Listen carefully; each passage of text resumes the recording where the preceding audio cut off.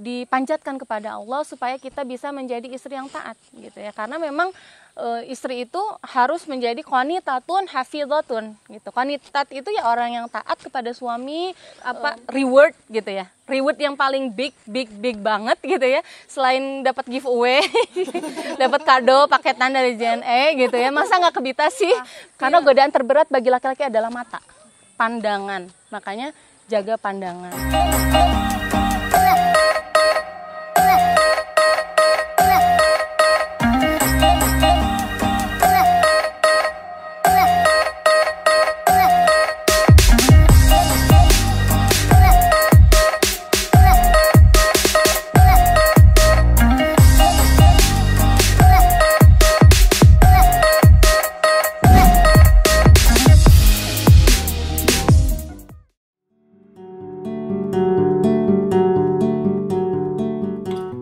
Ketaatan pada suami.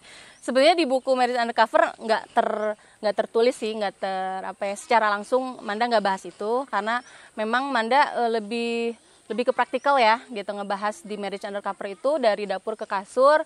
Dapurnya itu lebih ke cara berhemat, laporan keuangan, kemudian bersih-bersih gitu ya. Kemudian sedekah, Manda bahas juga. Jadi sang istri harus yang lebih banyak sedekah gitu ya. Seperti itu. Nah, tapi kalau misalnya mengenai ketaatan ini sebetulnya filosofi awal banget gitu. Bahkan sebelum menikah juga gitu ya. Itu tuh udah harus istri itu betul-betul diazamkan, diniatkan gitu, dipanjatkan kepada Allah supaya kita bisa menjadi istri yang taat gitu ya. Karena memang istri itu harus menjadi qanitatun hafizatun gitu. Qanitat itu ya orang yang taat kepada suami, ketika disuruh oleh suami menyetujuinya dengan mudah gitu ya.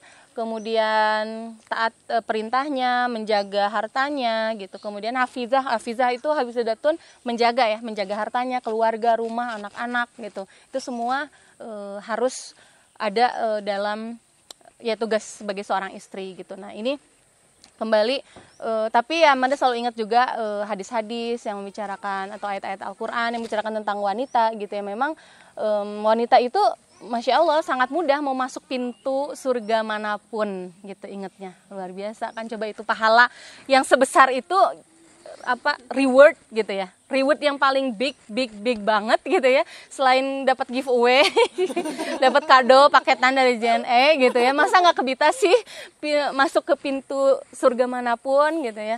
Ya 4 gitu, sholat, kemudian saum Ramadan, menjaga kehormatannya atau kemaluannya, kemudian taat kepada suaminya gitu.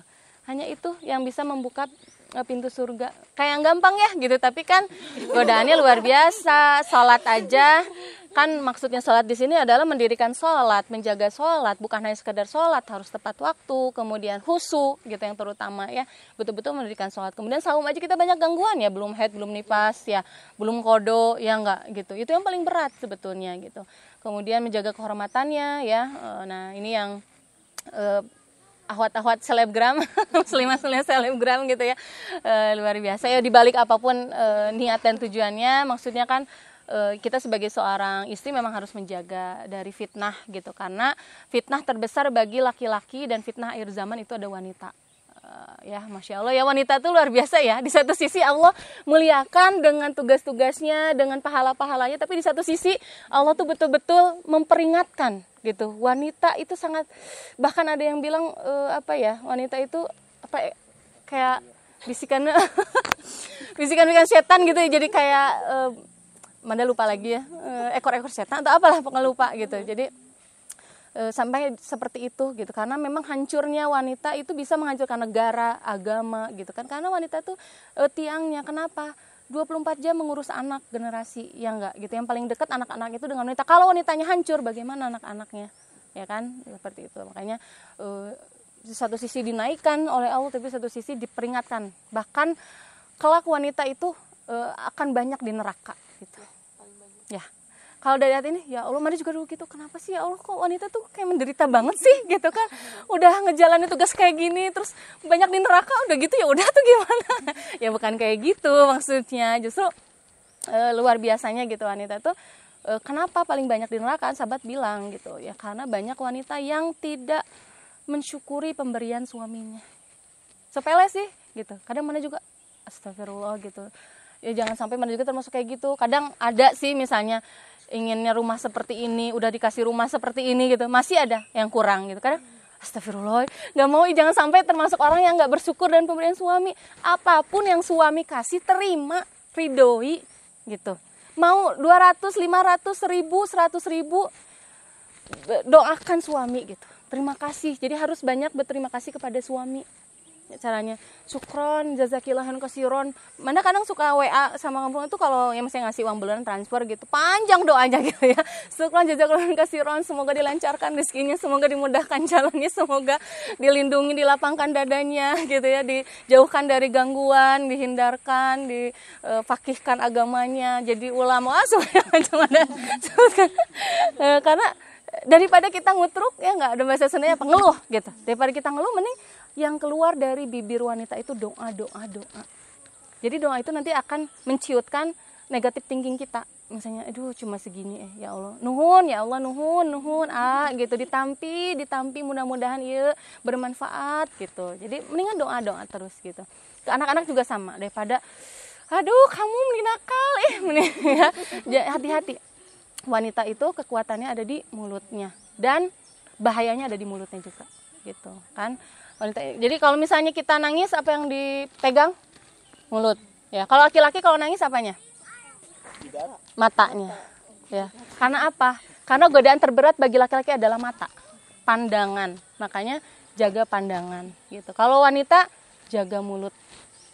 Mulut itu kadang menyakiti hati suami, ya, mengucapkan tadi kata-kata kasar untuk anak, dan itu masuk ke dalam otak bawah sadar anak. Akhirnya dia jadi inner child, luka batin, karena saya dulu dihina sama orang tua saya, misalnya kamu bodoh, kamu nggak bisa apa-apa. Jangan sampai kayak gitu. Mana juga kadang suka keceplosan, misalnya kamu nih lama gitu, jangan.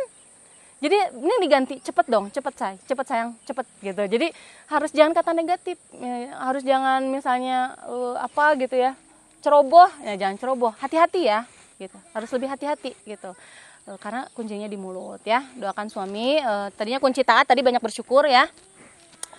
Kemudian ini juga ada satu hadis, jikalau manusia diperbolehkan sujud kepada manusia lainnya, maka aku akan perintahkan wanita sujud kepada suaminya gitu. Saking suami teh kedah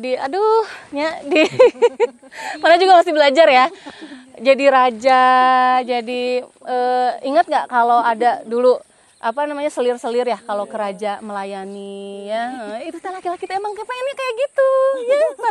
Para wanita teh harus paham gitu, kadang suka canggung gitu. Kalau bukan kita siapa lagi, masa mau yang lainnya. Ya, jadi harus benar-benar kayak raja, dipijitin, minumnya, apanya mau apa, mau masakan apa. Walaupun kita tahu misalnya suami udah makan nggak apa-apa, nawarin mah udah makan mau dipesenin GoFood atuh gitu ya. Walaupun kita juga nggak ada saldonya ya, misalnya nawarin mah nawarin langsung transfer atas saldonya. Terima kasih Manda triknya. Ya itu salah satu trik sih. Jadi suami tuh seneng kalau misalnya lagi kerja diperhatikan gitu ya, di chat WA-nya, dan Manda itu kadang suka lupa. Manda ngingetin ke diri sendiri gitu. Jadi seneng gitu, Manda juga seneng gak yang kalau digituin, ngeganggu enggak tuh justru seneng gitu. Kirain kan kita ganggu ya, suami lagi kerja lagi fokus, enggak, seneng gitu. Terus pulang jam berapa, tapi jangan nanyanya kayak interogasi ya. Pulang jam berapa? Lagi di mana? Sama siapa? Nah, itu jangan kayak gitu caranya gitu ya. Tapi misalnya ya tadi misalnya ini udah disiapin ini nih gitu. Kira-kira mau jam berapa biar cepet dipeseninnya. Nah, itu teh kadang kita jadi tahu kan, oh berarti kira-kira pulangnya jam segini. Jadi kalau Manda suka membelok-belokkan kata-kata padahal tujuannya memang wanita kan pinter sebenarnya kayak gitu ya, ngomong kayak gitu kan ya supaya nggak langsung ke tujuan kayak gitu aja, pinter-pinternya kita gitu ya. Tadi bersyukur, layani suami, kalau bisa tadi ya perlakukan dia sebagai raja. Nah ini juga sebelum kita menikah, ini tuh sebetulnya berlaku untuk orang tua kita ya. Kalau kita mau di dunia diperlakukan istimewa oleh orang-orang, maka istimewakan orang tuamu. Kalau yang belum nikah, kalau yang udah nikah, suamimu perlakukan istimewa. Insya Allah orang lain itu akan jadi jadi takjub gitu secara nggak langsung gitu loh. Masya Allah, Manda juga ngerasain kayak gitu waktu Manda hijrah juga. Manda coba gitu ya peluk orang tua gitu, peluk mama, papa gitu, Manda peluk gitu. Dan itu keajaiban tuh datang sendiri, dimudahkan ininya, dimudahkan. Nah, ke suami juga Manda juga sama ya, lagi PR gitu ya untuk melakukan seperti yang harusnya gitu ya, di film-film kan sekarang suka gitu ya gitu, tasnya dibawain, ininya disimpenin gitu ya, dipijitin dulu gitu, diistimewakan lah seperti apa dari penampilan terutama ya. Para wanita nih apalagi hamil, melahirkan, menyusui itu kan malas banget ya dandan gitu kan.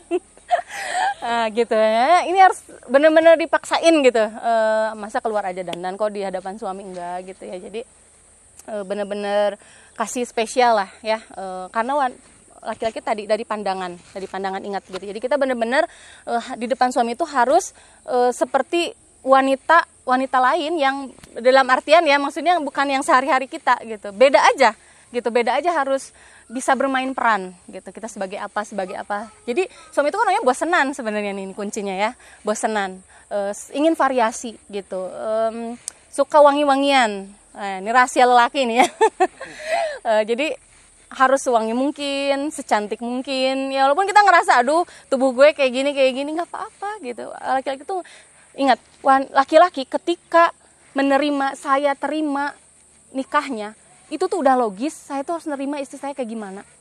Jadi suami tuh nerima aja sebenarnya, karena kita yang repot suka nerima nggak ya, akhirnya kita yang jadi akhirnya ngeblame ke diri kita sendiri.